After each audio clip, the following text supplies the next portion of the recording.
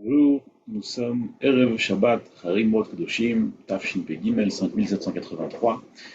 La Torah nous dit, Kadosh Baruch Hu dit à Moshe Rabbeinu, Acharim Mot Shene Bnei Aaron, parle à Aaron après le départ de ses deux enfants. Comme tout le monde connaît l'histoire, les deux enfants de Aaron, en tout cas selon une explication, ont apporté du feu étranger au Misbéach. C'est eux-mêmes qui ont allumé le feu, alors que c'est Kadosh Baruch Hu qui doit lui-même allumer le feu, faire descendre le feu du ciel. Et eux n'ont pas attendu ce feu-là. Alors Kadosh Baruch Hu les a punis de manière très grave. Et malheureusement, ils sont partis. Alors Rashi nous explique que la raison pour laquelle Akadosh Baruch Hu dit à Moshe Rabbeinu, parle à Aaron après la mort, après le départ de ses deux enfants, nous disent Chazal, nos sages, que ça ressemble à quelqu'un qui va chez un médecin. Et le médecin lui dit, ne prends pas tel ou tel aliment parce qu'il est dangereux. Alors ça, c'est une forme d'avertissement. Mais il y a une autre forme d'avertissement, où lorsqu'une personne va chez le médecin, et le médecin lui dit, ne prends pas tel ou tel aliment parce qu'il risque de t'arriver ce qui est arrivé à monsieur un tel. C'est-à-dire que c'est une forme beaucoup plus grave d'avertissement. Ainsi, Akadosh Baruch Hu dit à Moshe Rabbeinu, dit à Aaron qu'il ne s'approche pas sans se sanctifier au Misbeach, dans le Kodesh HaKodashim, pour qu'il ne lui arrive pas ce qui est arrivé à ses deux enfants. Et quand on réfléchit un petit peu, c'est quand même terrible.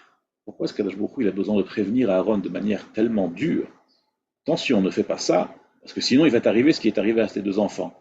C'est vraiment presque un manque de tact, chas v'shalom, si on peut dire, de parler comme ça à Aaron après le départ de ses deux enfants.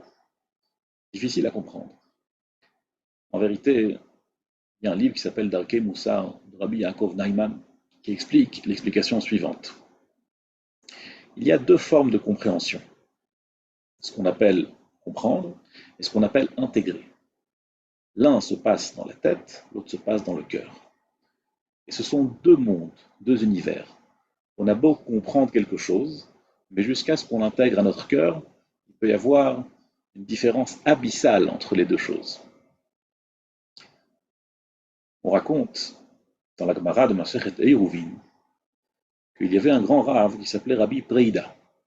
Rabbi Breida, il avait un élève qui était particulièrement bouché.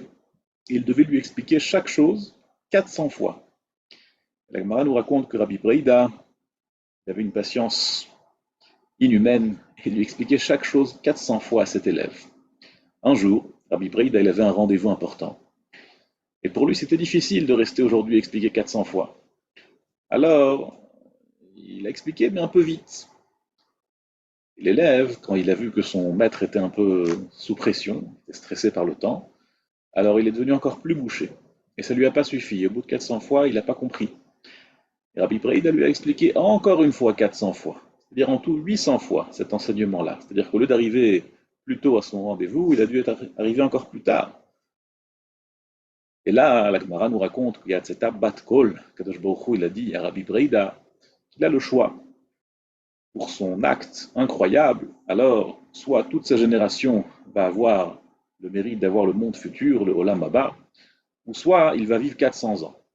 Alors Rabbi Breida, sans hésiter, a répondu qu'il souhaite que toute sa génération aille au Olam Haba, qu'ils aient un monde futur. Et Akadosh Baruch Hu lui a donné en réponse, non seulement tu auras ça, mais en plus tu vivras 400 ans. Mais en tout cas, l'histoire derrière, il faut la comprendre. Qu'est-ce que ça veut dire qu'il y a un élève qu'il faut lui répéter quelque chose 400 fois?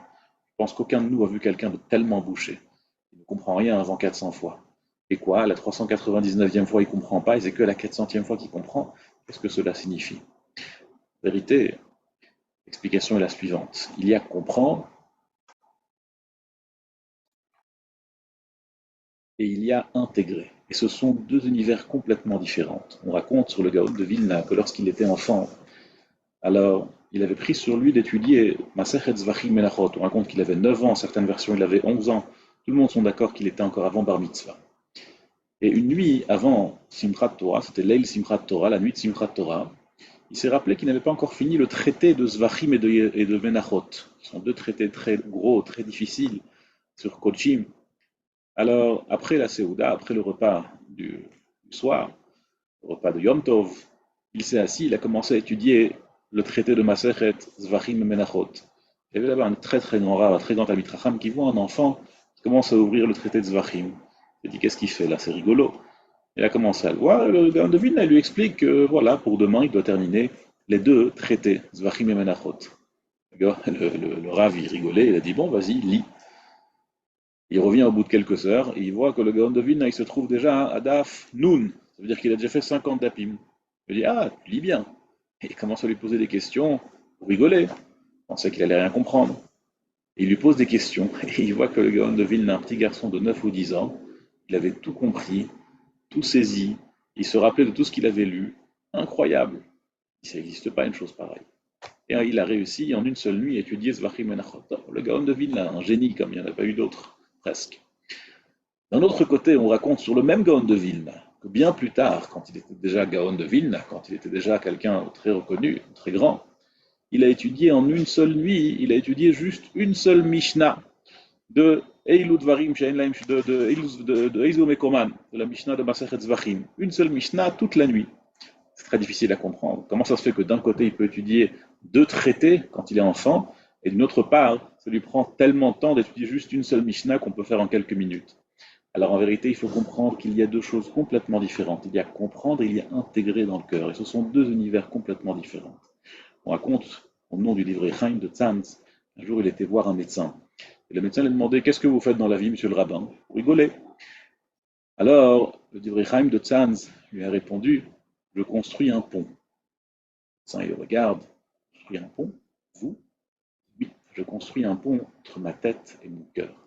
Parce qu'au final, la grande difficulté n'est pas seulement de comprendre, mais il faut aussi intégrer. C'est la raison pour laquelle Akadosh Baruch Hu dit à Moshe Rabbeinu, il faut faire intégrer cet avertissement chez Aaron, même si c'est difficile, même si c'est d'une manière dure, qui peut paraître un manque de tact, ras v'shalom, mais il faut savoir que c'est la seule manière de pouvoir réellement intégrer. Kol tuv et Shabbat Shalom.